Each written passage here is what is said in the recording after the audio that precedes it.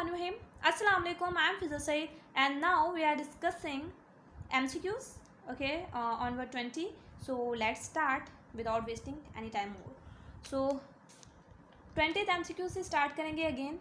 So 20th MCQs है क्या?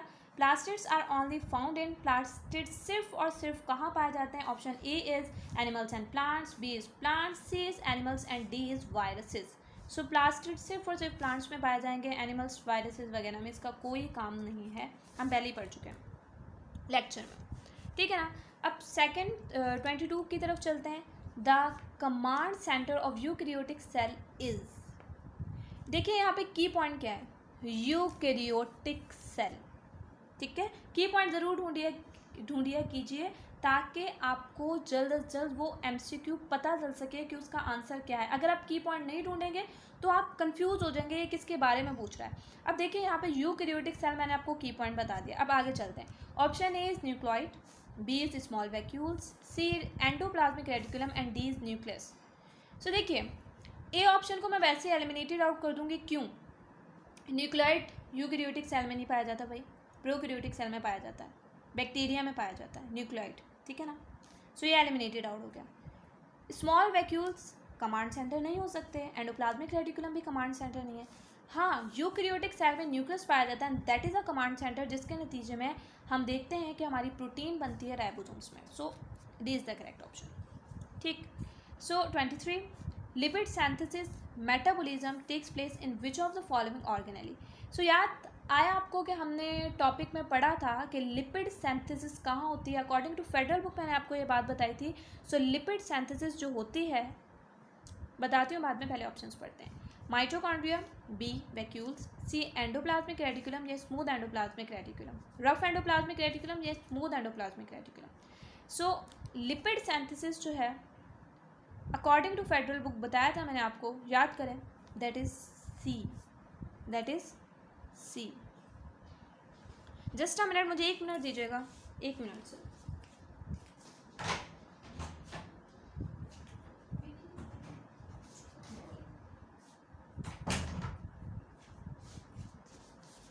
आई am sorry for inconvenience but it's important. So चलो let start करते हैं अगेन दोबारा।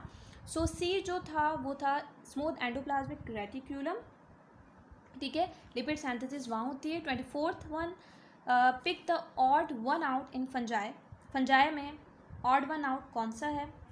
सो polysomes, Golgi. According to fungi कौन सी चीज़ ऑड है, यहाँ आपको कौन सी चीज़ ऑड लग रही है? So A is polysomes, B is Golgi complex, C is nucleolus and D is mesosomes. अब देखिए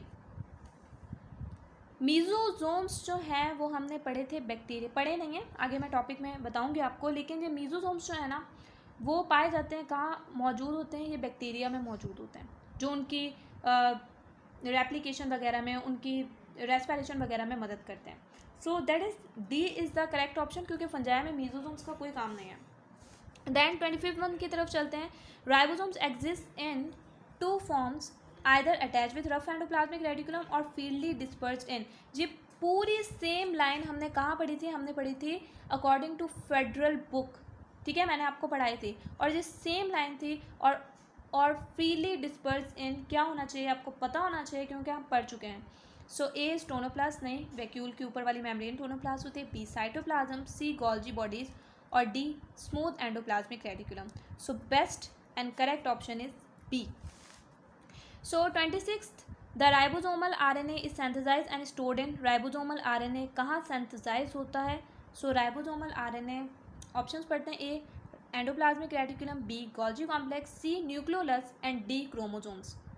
सो राइबोसोम्स से रिलेटेड राइबोसोमल RNA भी, जब राइबोसोम्स न्यूक्लियोलस में प्रोड्यूस होते हैं तो राइबोसोमल RNA भी कहाँ प्रोड्यूस होंगे? न्यूक्लियोलस में। चलिए आगे चलते हैं। Then the dash model of plasma membranes suggests that protein are embedded in lipid bilayer. ये तो आपको पता होना चाहिए वैसे। So A unit membrane, B permeable, C fluid mosaic, D ultra centrifuge. So ये मॉडल जो है that is fluid mosaic model, क्योंकि वो कहता है कि लिपिड बाइलेयर जो है प्रोटीन जो है वो इम्बेड हो जाती है between the lipid bilayer. So C is the correct one option. Then assemblage of dash occurs in nucleus. Nucleus में किस चीज़ की असेंबलेज होगी? A ribosomal DNA, B RNA, C ribosomes and D chromosomes. So इसका जो best option होगा ना that is ribosomes. That is ribosomes best option, क्योंकि हमें बेस्ट चूज करना है यहाँ पे. The enzymes of lysosomes are synthesized on. देखिए मैंने वही बात कर ली थी, ये सेम वही लाइन है जो मैं आपको पढ़ा चुकी हूँ कि जो भी एंजाइम्स होंगे, enzymes are also proteins. So proteins कहाँ बनती है ये आप खुद सोच लीजिए. Rough endoplasmic reticulum, chloroplast, smooth endoplasmic reticulum या Golgi apparatus. So enzymes proteins और प्रोटीन्स कहाँ बनती हैं? Rough endoplasmic reticulum. So simple. Centrioles are made up of dash microtubules triplet. So that is 9 microtubules triplet. ठीक है ना? A is the correct option. Then 31st, which of the following structure is absent in higher plants and found in animal cells. कौन सा ऐसा structure है जो plants में तो एब्सेंट है लेकिन एनिमल्स में पाया जाता है? Centrioles, mitochondria, cytoskeleton, cytoplasm. So इसका करेक्ट वन ऑप्शन क्या होगा? That is centrioles. Centrioles animals में पाए जाते हैं, स्मॉलर प्लांट्स में पाए जाते हैं, लेकिन हायर प्लांट्स में सेंट्रियोल्स नहीं पाए जाते हैं. अगले की तरफ चलते हैं. The soluble part of cytoplasm or flood that remains when all organelles are removed is also known as. वो क्या कहलाएगा? So soluble part से ही आपको समझ आ जाना चाहिए कि आंसर क्या होना चाहिए. So soluble part of cytoplasm से ही ये की पॉइंट से मुझे समझ आ रहा है कि इसका आंसर क्या होना चाहिए. So कमेंट कीजिए, मुझे भी बताइए इसका आंसर क्या होना चाहिए. और flood that remains when all organelles, जब सब ऑर्गेनेल्स निकाल ली जाएँ, रिमूव कर दी जाएँ, उसके बाद भी soluble part of cytoplasm कौन सा होगा? साइटोसोल ही होगा. So the outer membrane of the nuclear envelope is at places continuous with. Nuclear membrane किसके साथ कंटिन्यू होती है? A Golgi apparatus, B lysosomes, C endoplasmic reticulum and D is peroxisomes. देखिए अगर आपको एंडोप्लाज्मिक रेटिकुलम की लाइन याद हो, मैंने क्या बोला था? Endoplasmic reticulum is extended in between nuclear membrane and plasma membrane. So ये वहीं से क्वेश्चन है, गौर से देखिए. The outer membrane of nuclear envelope is at places continuous with. Nuclear envelope, nucleus का एनवेलप किसके साथ कंटिन्यू हो रहा है? So that is continuous with endoplasmic reticulum. Endoplasmic reticulum is the correct one option, क्योंकि मैं आपको बता चुकी हूँ लाइन से. देखिए आप बुक को अच्छी तरीके से पढ़िए. अगर आपको बुक पर अच्छी तरीके से गिफ्ट है ना तो आप सब क्वेश्चंस अच्छे तरीके से कर सकते हैं. सो थोड़े ही एक दूसरे से अलग क्वेश्चंस होते हैं, लेकिन आपका कॉन्सेप्ट क्लियर है, आपको अगर पता है चीज़ तो आप कर सकते हैं, कोई मुश्किल बात नहीं है. So that is C. C is the correct option.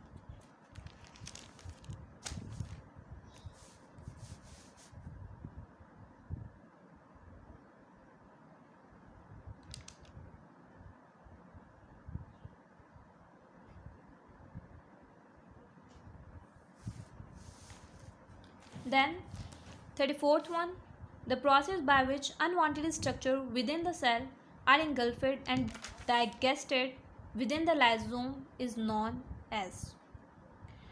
So first option is endocytosis, B option is hydrolysis, C option is exocytosis and D option is autophagy. So the process by which हमने पहले ही पढ़ चुका था, lysosomes वाले topic में पढ़ा था. जब भी एक सेल अपने अनवांटेड सब्सटेंसेस को इनगल्फ और डाइजेस्ट करता है, उनको ख़त्म करना चाहता है, तो वो प्रोसेस जो होता है ऑटोफेगी कहलाता है. बुक लाइन है.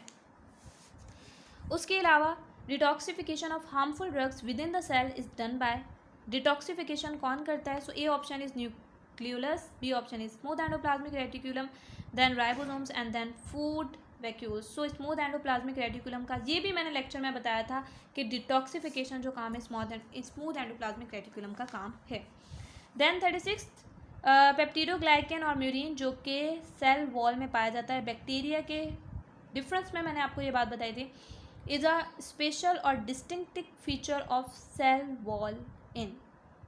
मैंने पहले ही आंसर बता दिया. A is algae, B is bacteria, C is fungi and D is plants. So correct option, पहले ही हमने लेक्चर में भी ये बात कर चुकी हूँ, सो B. 37th, the intake of liquid material across the cell membrane, that is called phagocytosis, pinocytosis, endocytosis, exocytosis. A option तब होता जब ये बोलता कि the intake of solid material, that is called phagocytosis. The intake of liquid material, that is called the pinocytosis. Endocytosis जब cell membrane के अंदर कोई चीज़ है, एक्सोसाइटोसिस जब सेल मेम्ब्रेन के बाहर कोई चीज़ है. ऐसी बात कोई नहीं हुई. देन 38 का क्या होगा? Organelle involve in synthesis of ATP is ribosomes, nucleus, mitochondria, centriole. ये तो हम सबको पता है कि एटीपी की सिंथेसिस जो होती है वो माइटोकॉन्ड्रिया करता है. Then which component of the cell is concern with cell secretion? ये भी हमने टॉपिक में बात पढ़ चुके हैं कि फिर भी ऑप्शंस पढ़ते हैं. Plasma membrane, cytoskeleton, C Golgi complex and D mitochondria.